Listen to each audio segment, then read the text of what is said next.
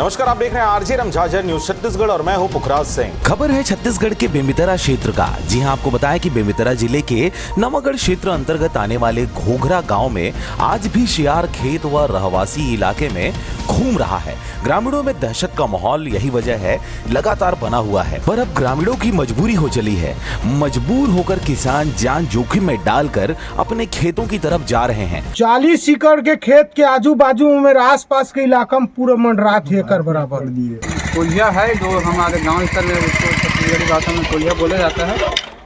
और हम अपने खेत तरफ गए हैं तो वो पीछे से आके हमको हमला किया है, हाथ को पकड़ा है और उसको हम 5-10 मिनट ऐसे पकड़ के रखे भी रहे, अपने घुटना में भी दबा के रखे रहे।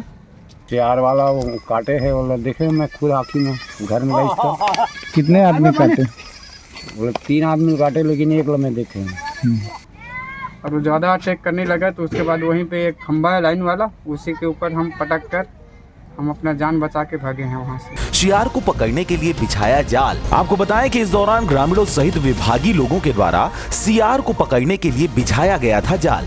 इसके लिए टीम ने घोघरा इलाके में पिंजरे में चारा डालकर रखा था, लेकिन अब तक किसी भी प्रकार से शियार को पकड़ा नहीं जा सका है। हाँ, अभी भी खतरा मतलब बना अभी हुआ भी है। खतरा के महसूस हुआ थे हमारा किसान आदमी लोग, बिल्कुल परेशानी। हमारे गांव में 4 लोगों को पाया है जो जिसमें एक बुजुर्ग है उसको ज़्यादा जख्मी किया है। जा रहे हैं आधा डर आधा बल के करके जात हन। किसान आदमी खेत ल थोड़े छोड़बो, धान लुबो, ये करबो, तिवरा उतेरबो, गहूँ बटरी मसरा सब उतेरबो, कहाँ जाबो किसान मन गाँव छोड़ के। आपको यह भी बता दें कि अभी भी पिंजरे में चारा डालकर रख दिया गया है। अब देखना होगा कि क्या शियार विभाग के जाल में फंस पाता है या फिर नहीं।